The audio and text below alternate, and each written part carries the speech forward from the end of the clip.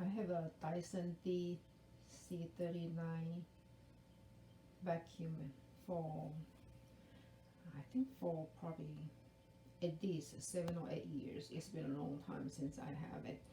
But just recently the brush stopped spinning, and I watched a YouTube video, and the person explains really clear like how to disassemble all the parts, and I have the exact same problem that he described. There's one small, I think it's probably called stopper right here, is probably broken.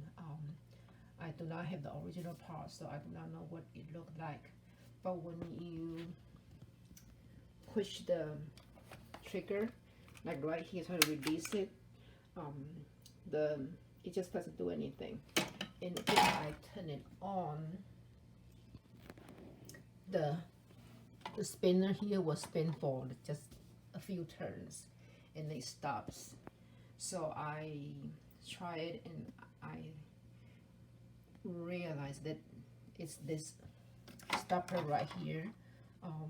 When it stops spinning, when the brush stops spinning, this, I think it's a rubber, soft rubber tube, and it will just retract all the way to the edge, and the suction is not enough to trigger the brush to spin.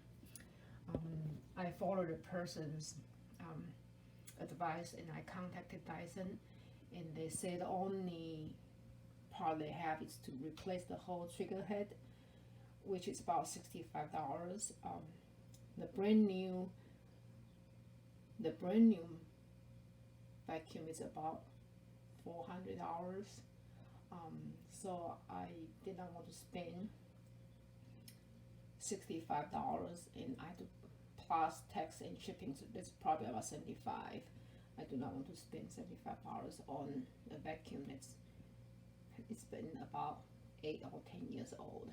So my son, he said he can probably do something for me. So I asked him to, at first I use flour and I mix a dough, and I tried to do an impression. It didn't turn out well. So somehow I think he has some kind of tool to measure the dimension and the size, and he came out. The first try that he had was this small tiny part. I slide it in. When I hold it with my hand, the brush will keep spinning. But if I put a cover, like this cover on, and I think it's not, part of the thickness is not thick enough, so it doesn't hold in place. So he came up with a second modification or improvement. And this is the funnel. This is the funnel part that he had. And I just slide it into the slot right here.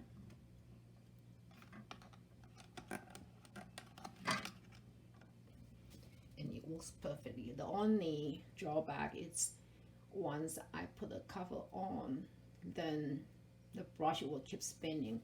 The trigger will not do anything. Like before, the trigger will, this trigger right here, the release, the brush on and off release, is going to stop the brush from spinning, or make the brush spinning. After this modification, then the function is not available anymore. I don't mind. So if you do not mind, you can make the same part and then just put it in and use it as a regular rotating brush. I have hardwood floor, so the hardwood floor parts I can just use Swiffer and then use mop to clean it instead of use the vacuum. I think that works fine. And I will put a link on the video that shows the disassemble the parts, and then I'm going to ask my son to post the 3D project So if you want to print your own, you can use his project. I think it works perfect for me, and I will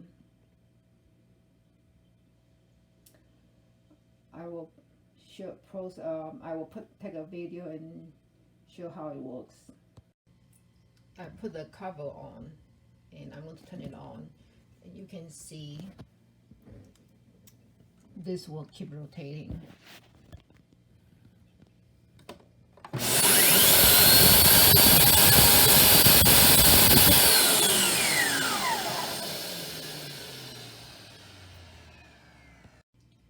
So I put everything back together, and I'm going to show you after it's turned on.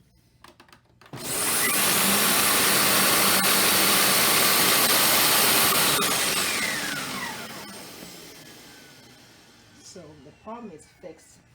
Just remember, you won't be able to use this on and off brush trigger anymore. It will be always, the brush will be always spinning.